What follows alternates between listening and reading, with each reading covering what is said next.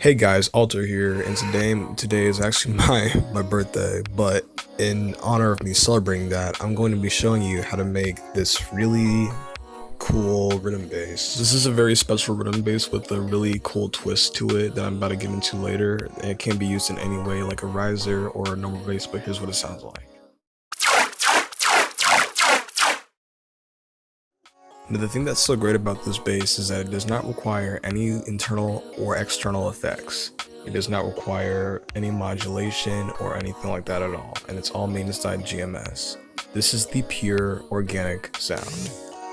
Now, what's so great about this sound is that you can get a different unique result every single time with your sound just by changing the oscillator.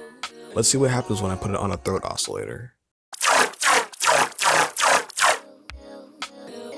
Like I said, this sound requires no external effects or internal effects, but if you want to, you can put it on a delay and make it sound a whole lot sicker.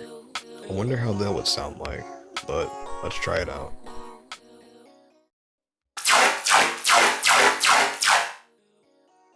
And while it does sound kinda nice, I really do prefer the original. With the effects, and this is just me personally, but I feel like it sounds just a little bit too generic. That's why I love this sound so much, because you can get a unique result every single time and make and create your own unique sound out of it. But enough of my pointless rambling, let's get started. So what you're going to want to do is open a new entire GMS.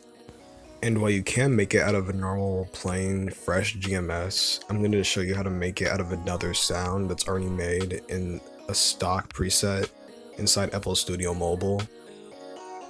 So what you're going to want to do is open my presets and get a wide pad.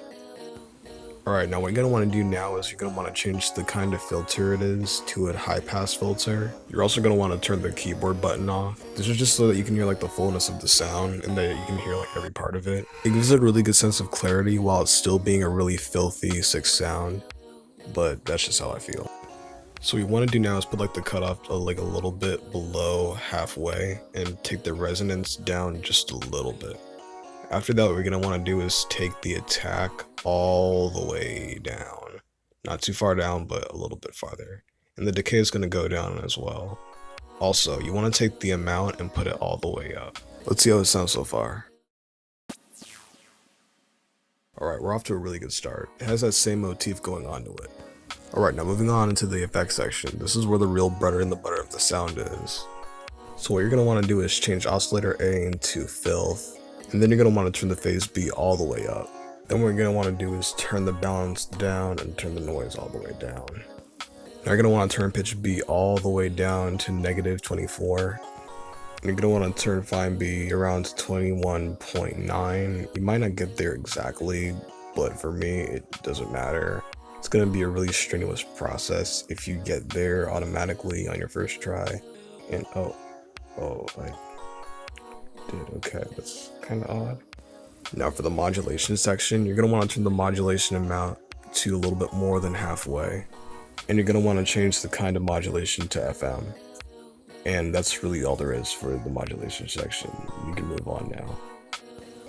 Now for the level section, you're going to want to turn the attack a little bit above halfway, and you're going to want to turn the release almost all the way down. This is to give it that wonky feel. Also for the level, you're going to want to change it to 15 decibels. It doesn't really matter how loud it is, it's just like that's what I put it at, and it doesn't really do anything but except like make it louder or make it softer. But that doesn't really matter for the sound. It's however loud you want it to be. Now moving on to EG, all there really is to it is just changing everything all the way up. Just like peak everything in the EG. Also for the destination, you're going to want to change it from filter to pitch. This is what gives it that really versatile sound, which can also make it be used as a riser. And that's like what I would do for it and when I can use it.